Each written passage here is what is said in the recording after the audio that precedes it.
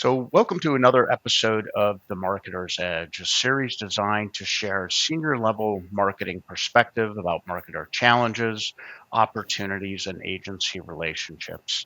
Our goal is to help marketers learn from other marketers across different industries and to help provide perspective for agencies about things that marketers are dealing with every day to help them better represent their clients and win new business. Today, we're talking with Angela Campagnoni, the North American brand director for Elita Intimates, based out of Canada. Angela is also the founder and executive director of Atlantic Fashion Week.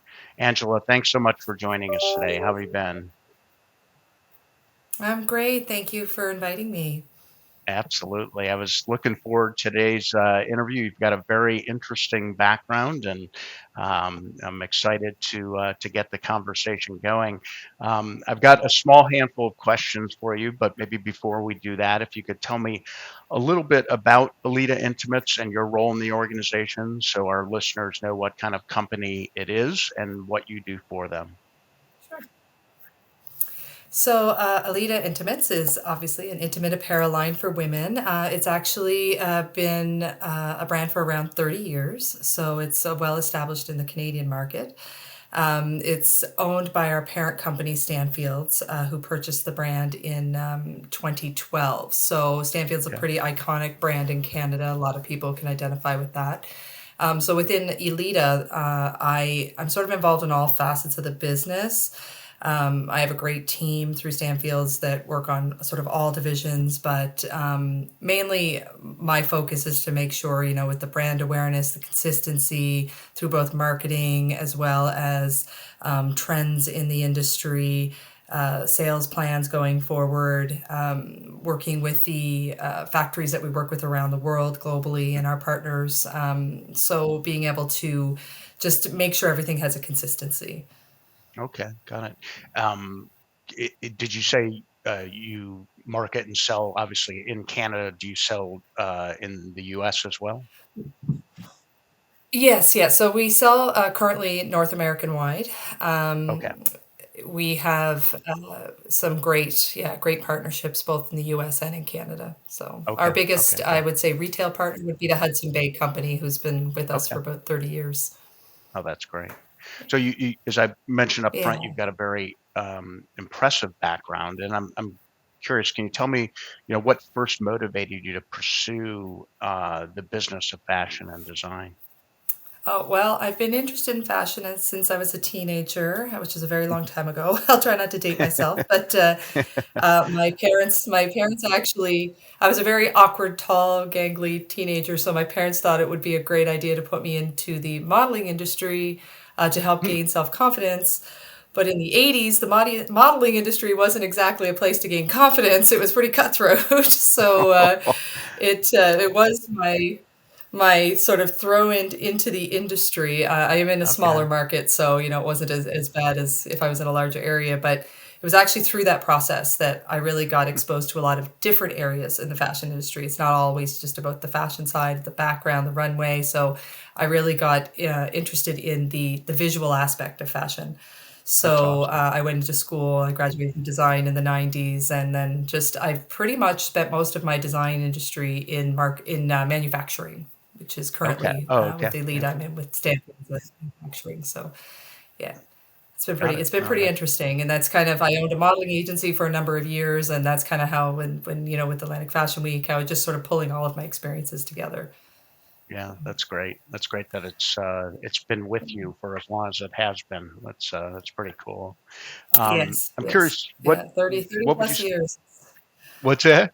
I said 30 plus years. It's been a long Yeah. time. Yeah, it's been gained a Yeah. lot of insights and a lot of what to do and what not to do for sure.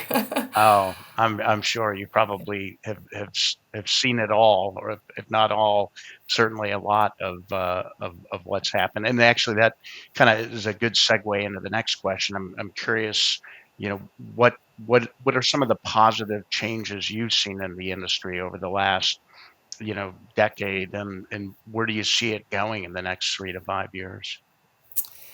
I think the most positive thing I've noticed is really the accessibility of fashion. So because Okay. of things like social media, I love a love-hate relationship with social media. I think it's a bit anti-social media. I feel like it's caused friends to stay in touch online, but not necessarily as much in person because people feel like they're always Sure. caught up with each other. But on a business side, I feel that, more younger designers have the ability to launch businesses globally without the worry of being, in a massive city that to get recognized, Right. and people can get their messaging out easier. So I think that's been a huge thing. With even with the modeling industry, so many people now can get seen by other people and get seen by brands with the whole influencer marketing. Right. It has also muddied the industries a little bit as well because it's sometimes hard for people to necessarily see the the genuine brands and the brands that can look really good Yeah. online but Right. then maybe can't fulfill as much because they haven't had the years of experience to build up their lines. You can start your business all of a sudden looking huge, but maybe not necessarily have the experience to back it up. So it can hurt a small brand as well if you go too big too fast. But yeah, and I think the next couple years, really short term, I think people are still kind of regaining their whole footing from the pandemic. I think Yeah. that the global supply chain was just so messed up, and people think, oh, COVID's done, people have moved on. It isn't, and the I supply know. chain is still, yeah, there's still things happening. People are just so tired of it, I think, that, they just want to move fast, but there are legitimate concerns still in the supply chain. There's still, Okay. um, I think more and more people who never really thought about the supply chain have become more aware of, where their things are coming from and Right. how the process works. And, if something goes wrong, can be a 7 to 8 month issue. It's Right. not okay, we'll have it next month type of thing. So Yeah. it's been interesting that way. There's a lot of, advancement obviously in technology and, the e-commerce routes. A lot of people have jumped on e-commerce because of the pandemic. So that jump started, I think, a lot of people who maybe weren't ready to start that kind of had to in order to keep their businesses going. But you see a lot. One thing I found very, very interesting that I've been reading a lot about is the AI technology with using virtual influencers. Hmm. So not real people, and they're having And huge followings on like Instagram and TikTok. These computer generated influencers who are getting like this huge fan base, and really? it's an interesting thing I'm going to watch because it kind of cuts out the business of the influencer, Right. which can be worrisome for that. But it's very interesting how people are seeing their products, and it's really all Hmm. just animated. And That's yeah, very it's a neat interesting. thing there. But yeah, we'll sort of see how that goes. Any idea how the AI plays into all of that? Well, I mean, everything. It's somebody who's created this digital person, and it's Right. I'm sure that with algorithms and everything else, and the ability to push the algorithms through and getting that in front of people. I mean, that I can't imagine the frustration for people who are just in the last 2 years in the state of the business who've jumped on to the social media for their business, trying to use the Instagram and trying to use these platforms because Yeah. they're constantly changing the algorithms, and it's Right. it's something that for myself I'm constantly reading and having to constantly train. I think people who want to take it seriously need to do that. You can't just learn Yeah. one way, in 2007 when it started and expect it to be the same. Because I mean, Right. I used to have quite a following, and all of a sudden they changed the algorithms, and I went from 500, interactions on a post down to 100 overnight just Yeah. because they changed something in the back end and people weren't seeing I it, and it can be a very frustrating thing for people, Yeah. I'm sure. Yeah, I'm So sure. I'm sure. So, you started Atlantic Fashion Week in 2007. Curious what was missing in the market that the publication was able to provide the industry? So when I started it, I'd had the experience of being a young designer. I had my first business fail before I went into manufacturing. And of course, I was 21 and thought I would be a couture bridal designer in a very small town that I grew up in Okay. before social media. So we're talking the 90s. So, that was my dream. And when that didn't work, I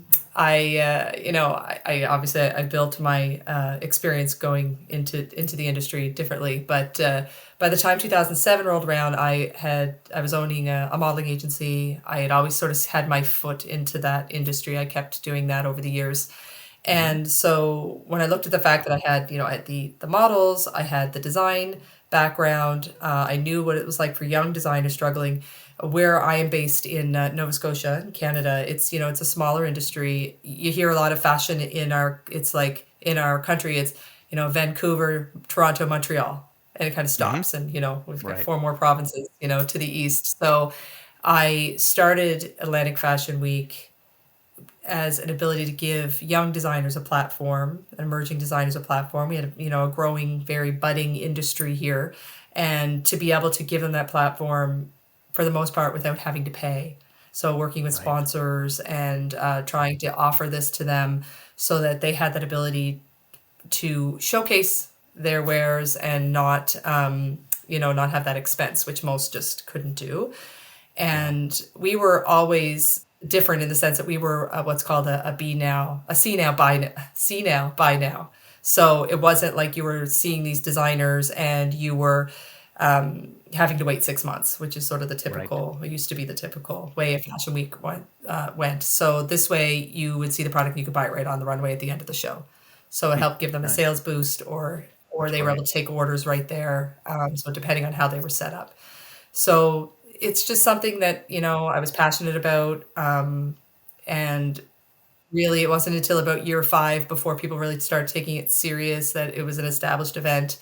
And then it's just, we've had 14 seasons now. Of course, we've taken a break since the pandemic hit. We'll probably look at it within the next, 6 months to a year, bringing it back again. But for the volume of people we have to have in place in order to, for like the ticket sales, in order to cover the costs so that designers don't have those huge fees, it just wasn't reasonable with the state of social distancing and everything. So, Right. Right. but That's great. I'm curious, how has your work leading Atlantic Fashion Week influenced the marketing work you do for Elita Intimates? well, they're kind of separate, but at the same time, Hmm. it's funny. Stanfield's the parent company. I actually used to be their designer back Okay. in 2003 to 2006, and I realized while I was designing, that was my last design position. I loved the sales and I loved the marketing side. Not like Okay. I love taking the designs and doing that side of it. So I actually left. I left for a few years, and this is going to be where my career path was completely not linear. I went and worked for Xerox because That's Xerox right. had an incredible 12-week training program. Yeah. So they had an incredible training program, and because I didn't want to go back to school. I was in my 30s at that time, and I didn't, that wasn't even on my radar. So I had learned invaluable lessons from there. And once I left there, I was with them for a few years and won lots of great sales awards. Took all that knowledge and went back into fashion again. That's when I owned the agency and everything. So, being able to take all of those things, all of those work experiences into Fashion Week, I was able to keep my costs down because I had been able to do my marketing programs. I could build them. I knew how to do Illustrator. I knew how to do all of the little things that normally you would Okay. have to pay somebody Right. to do. So I think by taking all of the experiences I learned, I was able to build Atlantic Fashion Week in a way that was able to keep the costs down so that I could have my hands involved in everything. Going back, the Alita, when I was approached about taking on this role, I've been doing it for about 2 years. Hmm. Uh, I felt like it was the right time. I hadn't worked for somebody for so many years. I'd been working for myself, but it was really the right role. It would have to be the right role to get me to go back in, Sure. and it was the ability to use everything. Ability to use my build up in social media that I've learned because I adapted to that right Right. away. The ability to take the marketing side to taking this event and building it up, with my, with with everything that I had up to that point, and Yeah. using my reputation, within the industry across Canada to really keep an even, view of everything. And I think that going back into working with Elita, it's just the right role that I can encompass everything. So we still do That's photo great. shoots. So that's great. So I can, tap into the industry. When I sold the agency in 2014, I sold the agency, and now I'm using that agency now in photo shoots, and it's just like this full, Yeah. round effect that Yeah. it's That, great to be able to do this. that's great. I never Yeah. saw myself going back into a position where I worked for somebody else, but I basically told them, I was like, as long as I can treat it like I own the company, then Yeah. I'm good. Yeah. They've been amazing. That's The fantastic. higher ups that I work with are been good to let me. It's like sink or swim. Like, okay, we'll let you do this. This is what you have to work with. And if it doesn't work, we're probably going to have a conversation. So we'll see. Yeah. I noticed that one of the jobs So you've got as North American brand leader is to make certain that the business is staying on trend. And I'm curious, how do you most often do that? And any advice you'd give to just marketers in general and other industries looking to do the same? within, I know, the fashion industry, Hmm. there's often sort of a feel, if you're in it and you're submersed in it, you can kind of over time see sort of the direction certain things, whether it's Okay. fabrics, colors, that Okay. type of thing. There's also trend companies that you can work with that they can give you information for trends, usually out 2 to 3 years in the direction of Hmm. say fabrics and styling and that type of thing. It's really getting to know and be submersive into what you're doing and what your industry, but not necessarily just look at, so like for me, we're in intimate apparel, and yes, there's many intimate apparel companies, and everybody has kind of their own sort of special thing about them. And it's looking at other things too. It's looking in for fashion, looking in the beauty industry, looking in the makeup industry, looking in, footwear, looking in gowns, just because you can kind of get a flow of, what's happening. When the pandemic hit, it had really shifted fashion because people were working from home. So people weren't wearing suits. People weren't, wearing shapewear. So for, my industry, shapewear was really affected. People wanted comfort, which was great because Elite is all about comfort. So even now, people going back into work, they're like, I don't want to be uncomfortable anymore. I don't want to wear things that, I want to dress up, but I want to be comfortable. So for a base layer company like ourselves, it's really important to provide that aspect so you could still be comfortable under Yeah. your clothing. So, Yeah. you Interesting. have to be able to roll quickly with that. Yeah. So sustainability too is another thing that people are really starting to look at globally, and Canada as a country has been putting a lot of sustainability aspects into business, and it's uh, it's another area that there's going to be a lot of growth, I think, over the next few years. Sure. Um, yeah, interesting that you look at other categories somewhat related, not completely related to the world that you operate in to get inspiration for trends and ideas. So, yeah, you could definitely see that applying to any other marketer, frankly, looking beyond the four walls of their category to see where things are going and to generate new ideas. So that's sort of a cool way to go at it, and I think would be helpful to folks listening to us today. And you mentioned Yeah. as you were talking before about just the number of players in the intimate apparel space. I imagine it's a rather competitive space. How does Alita Intimates differentiate itself, both in terms of messaging and positioning, but also in how you engage with your end consumers? So, we have been, well established for, 30 years now. So we have Hmm. that sort of business side working well for us, again, with Okay. some great partnerships. And the Alita customer has been very, very loyal. So, I've had people write that maybe we've made a change to something that they've been buying for 10 years. And they're like, what's going on? I bought these 10 years ago. I was trying to find them again. I'm like, wow, okay. We make a really great product, which is great. But it's You have to look at what's happening around you. And this is, I see this happening in so many different industries, and I see so many people talking about worrying about what the other person is doing. Well, Hmm. yes, you have to be aware of what's happening around you. It's really Right. important to stay focused on what you're doing. You believe in your product, you focus on your product. Yes, this might be happening over here, but no, don't chase that. Don't chase what Yeah. they're doing. Don't shift what you want to do because all of a sudden, the Kardashians have launched Skims, and it's a massive brand because they have a Right. massive face behind it overnight. So we can't Yeah. you can't worry about that. You can't be like, oh, maybe I better add some of this to your line or add some of that to your line. I think and it goes to so many different businesses for so many different people to just sort of believe in what you're doing and focus Yeah. on your goals. It's not about having a million followers on Facebook or on Instagram. We have a very small social media following. It hasn't been our. It's only been sort of a growing field recently, Hmm. but it's the quality of the consumers that are following. So Sure. you can have a million followers, but are those million people purchasing?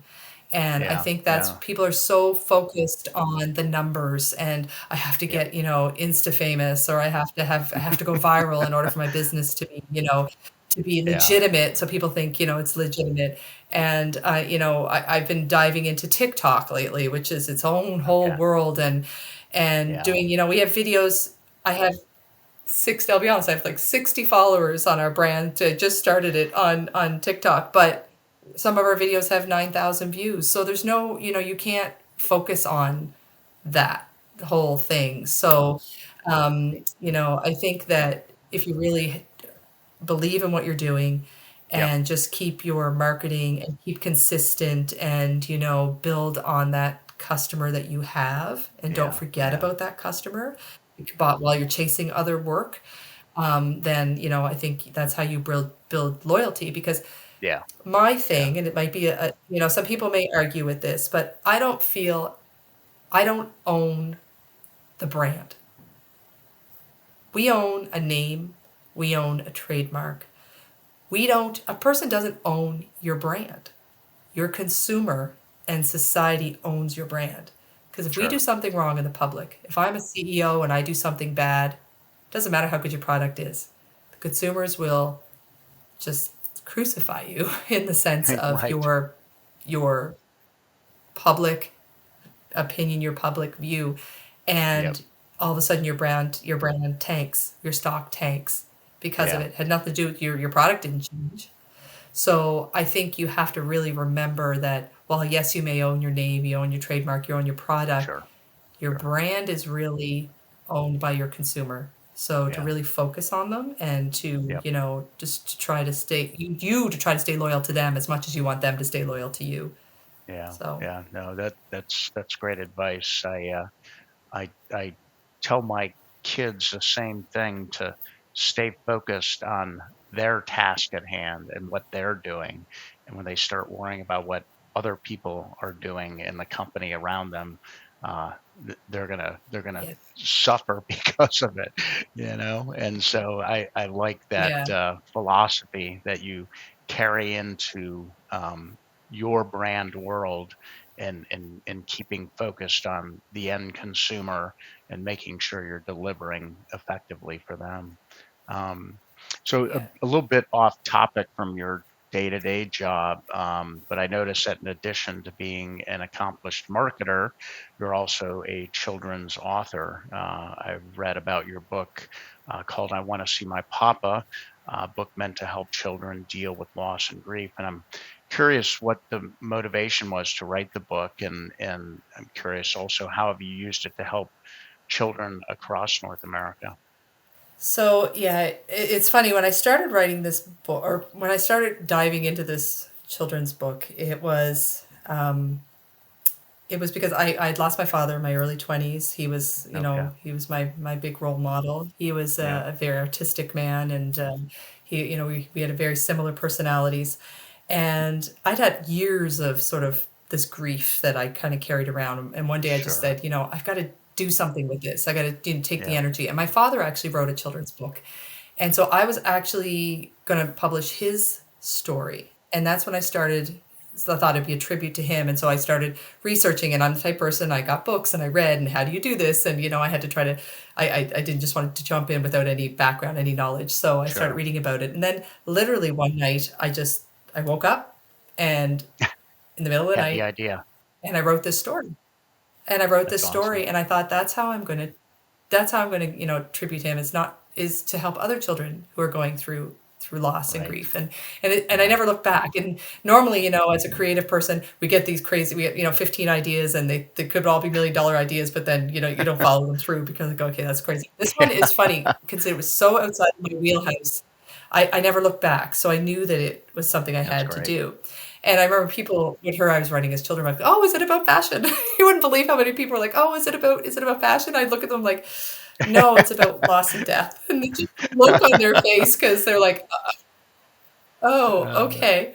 So I worked with a great company. They do both traditional publishing and self-publishing. It's called Tellwell, and they were so great to work with. And so I basically went sort of their traditional publishing route while still owning the rights, which was a big thing for me. So I worked with their illustrators, and it was a heart project. I didn't care yeah. about it No, it's selling, making money. It wasn't about that. yeah. But it's funny, you asked about children across North America. It's neat. I was looking at sort of the map. I don't get to see where the book goes because where it's print on Okay. demand, one of the big sellers of it is Amazon, and I get a map of where all these books have been shipped. I don't know exactly, Yeah. where, but it's incredible. I'm looking at it going, wow, like it's shipped to more states than it, Wow. than I have. I'm not shipped to, but my Yeah. big reach is actually in the UK, Oh, which really? is that's my Interesting. reach. Which yeah, I came across Huh. through social media. A gentleman reached out to me. They own this wonderful family. It's a 300-year-old family-owned funeral company. They Hmm. own, I think it's like, I don't know, somewhere over 40 locations in the UK. And it's family run still, and it has been family run for 300 years. And the reason I loved them so much was because when they when somebody in the community passes away that's a child or under a certain age, they cover Yeah. the expenses of the funeral for the family. So I just Okay. really Nice. connected with them, and they wanted to be able to give the books out. So they, as a anytime the children were dealing with loss, Sure. Yeah. they wanted to be able to give the book away. So we redesigned a back cover, put their logo on it, saying courtesy of, and Hmm. so there's like thousands of books in That's the UK, that's awesome. helping children. That I've connected with that's so people, cool. like some mothers who've said, yeah, had mothers write me and send me pictures with their kids with the book, and it's Yeah. a real surreal thing, to It's just fantastic. put it out there. And I'm kind of like that. I tend to start a lot of things, and I get some crazy projects, and I've always got something on the go. And sometimes it's one thing I don't think we allow ourselves when you're creative is just stop and be like, wow, I did that. And it's Yeah. happening. And there's kids Yeah. out there that, are reading this That, book all the time. And it's pretty neat. But yeah, every now and yeah. then I just find out it's like, oh, you sold this and you sold that. And I was like, oh, wow. I don't promote it. I'm not a huge Yeah. promoter of it. Like Yeah. it's there, and I hope people find it, It's and cool. when they do, Yeah. it's pretty neat. Well, It's a neat well, you experience. may have So, a few new buyers after folks listen to this conversation. So it's quite well, sadly, impressive. the last And couple of years, yeah, yeah, sadly, the last couple of years, it's really, there have been a lot of people reached out because there was such a loss through the world, and yeah, yeah, it's right, right. it Yeah, yeah, it's no been kidding.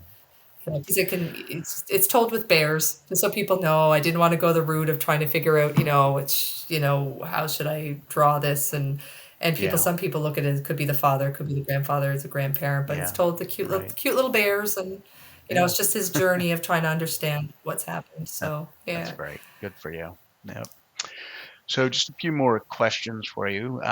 Curious, do you currently sure. work with any marketing agencies?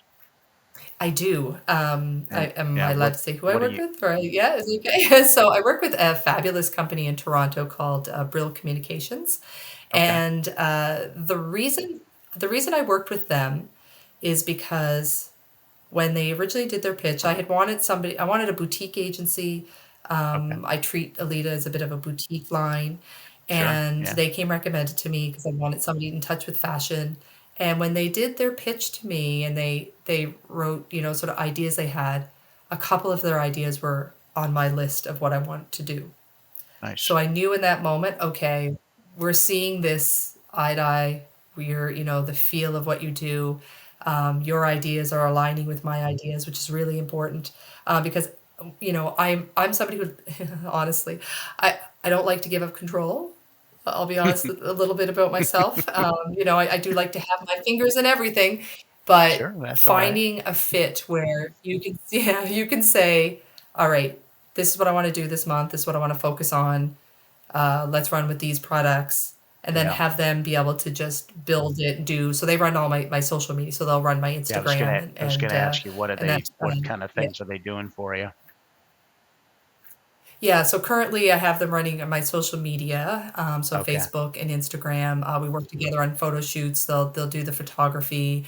okay, I'll fly up and we'll do the shoots together. And they do like PR. Anytime something new launches, they'll send out the PRs to the publications and that type of thing. Because, to really do the social media aspect right, it's nice to have that one person really focused on it because there's sure. just it's a piece that takes that off my plate Yeah, and they're the experts at that. So that's great. Do you have an in-house team, as well, or we have a head of like a director of marketing. So okay, got it. he is mainly focused on the Stanfield side currently. So I've kind of kept Alita like its own company. I don't really let people in because that's that whole control thing.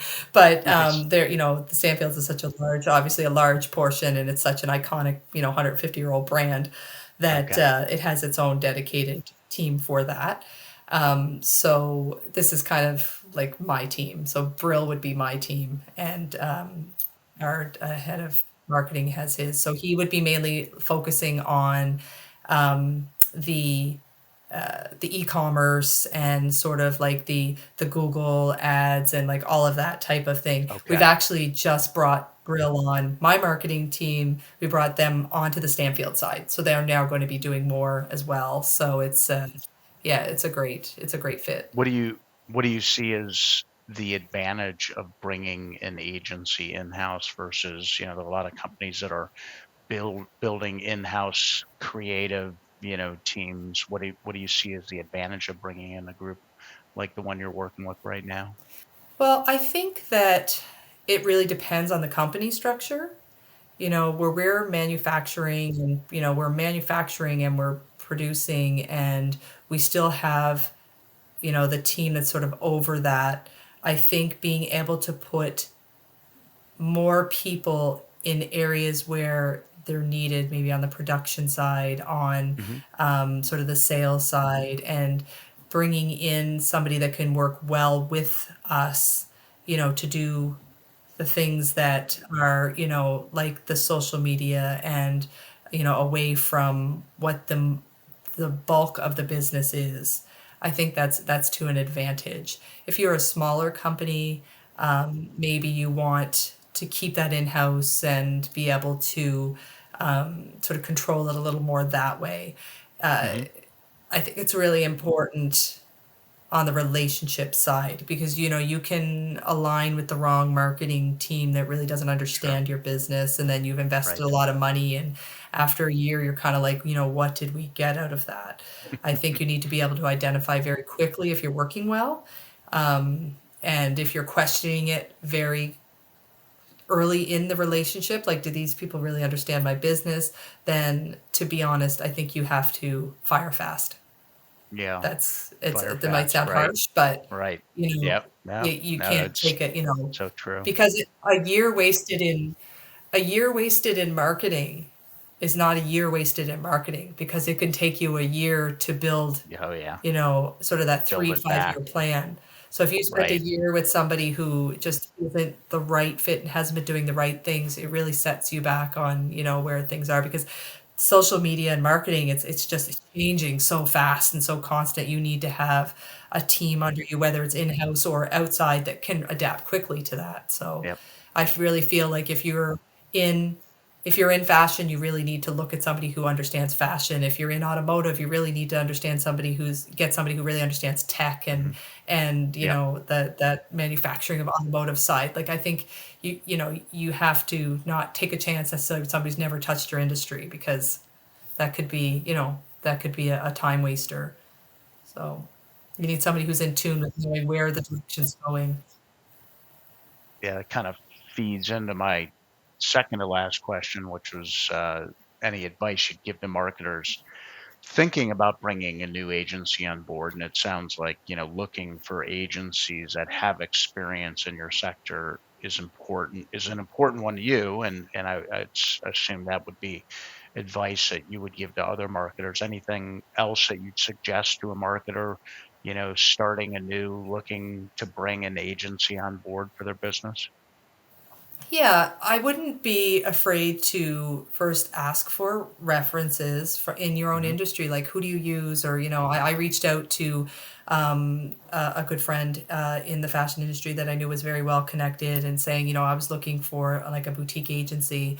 And that's actually how I then got introduced to our current company. And we, we spoke and we met we had a good click right away. Like I really feel that Hmm. that's important because they are an extension of your company, so you have to feel Right. really comfortable with that.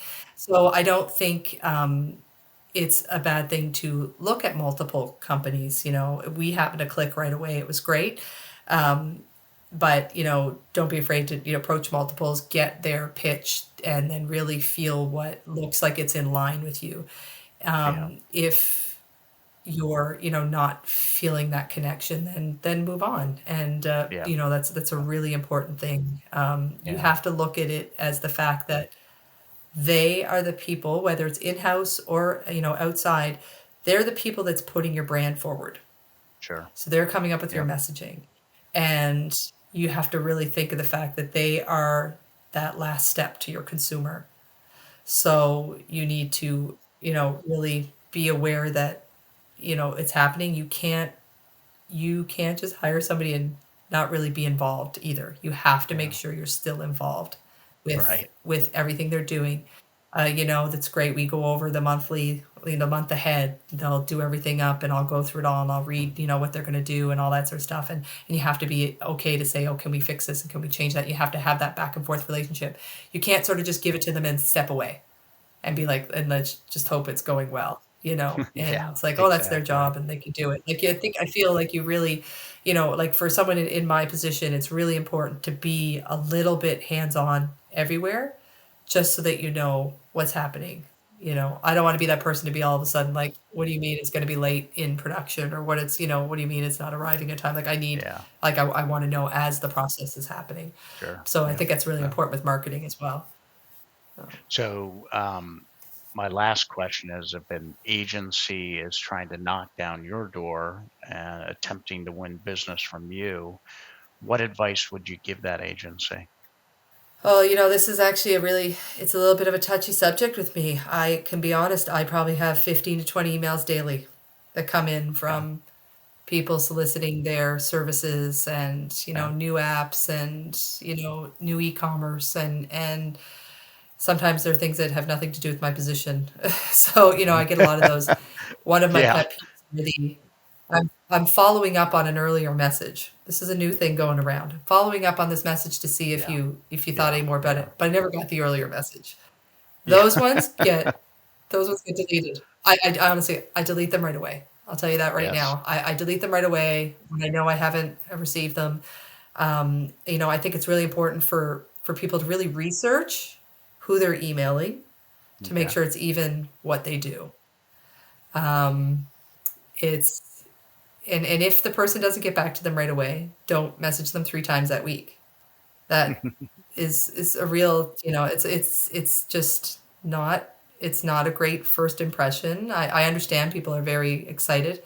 I actually had one person who was very honest and said, "Listen, I'm going to be honest. I got your name off a list." I'm like, "Oh God, that's why I'm getting all these. Where's how did my name get on a list?" And she's, How do I get upfront, off she's like, that list? and I'm like, "Look, I don't." Yeah, yeah, exactly. I'm like, "Is that still legal?" Especially when they don't have the unsubscribe. If they don't have the Yeah. Oh, unsubscribe on yeah. their email, that's very frustrating because it lets people know. I mean, I don't want to waste your time, and it's hard for, I end up putting them to my junk and they're still writing me and it's going into the junk mail and I think that the ones have a bit more of an honest approach, it's great. But I will try to write them back and say, listen, that's not my department, or I don't deal with that with what I do. Or I'll say, we have an outside agency. For the most part, I'll write back. But when you get the really aggressive ones, it's yeah, it Yeah. just goes into the other box. I clean it out every now and then, and yeah. Can you think of any in recent past that really sort of stood out, either email or just the approach that an agency took that really helped them stand out and maybe, caused you to take pause and take a look at them?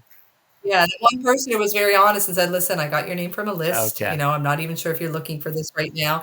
It was a bit Yeah. more, I said it was a bit more of that honest approach, Okay. I wrote them and just said, "Look, I'm not looking for that service right now. Yeah. We have an outside agency that deals with this for us, and, I can at least give them the response and, thank you Yeah. and move That's on." cool.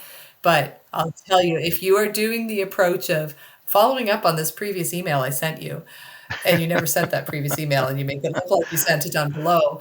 And I will go back. I'll like, did they send that? And I didn't get it. And I'll look, I'm like, yeah, they never sent me an email. So, that's an instant delete. So if that is your approach, I'm telling you that my advice is do not. Do you have many agencies reaching out to you that it's clear that they have sort of taken a look at your business and understand your business, or is that a Yeah. rarity? No, I do. I get for the bulk of it, they are generally e-commerce, Okay, sure. new ways of doing video marketing, different things like that.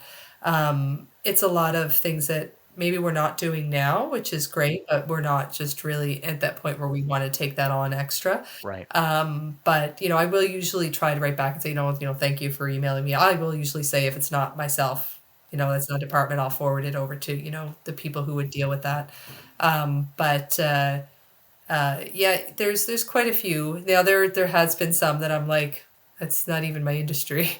So they just got brand Yeah. director and they just, threw it. They got that part of it and they're not even Yeah. sure what we make or, so Yeah, I love those, yeah, yeah. yeah. Curious, one last question. Sure.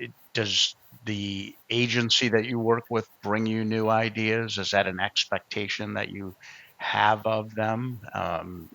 I'm just curious as to. Yeah, we're very collaborative. So, Okay, cool. yep, they have like, especially when it comes to sort of the influencer marketing and Yeah. those type of Yep. things, and they have ideas for doing that, and even the layout. I have the color palettes and the things that I like on our social media, and keep Okay, that sort of consistency. But then they're coming up with a lot of the posts, and cool. like Okay, the kind got of it. focus and feature on an Got it. item, and so it's definitely very collaborative, but yeah, they are definitely, skilled at that sort of approach on like, what if we did this and, can we try this? Not when it comes so much to product, because that's not, Yeah. it's diving into Right, of something course, else, yeah. Yeah, but taking the product and saying, let's do this. And, some of our recent launches were, we did a skin inclusive line. So, we did the photo shoot together and they, found the models and, we worked with that. that's great. And then they did the campaigns up Yeah, for that cool. approach and that type of thing.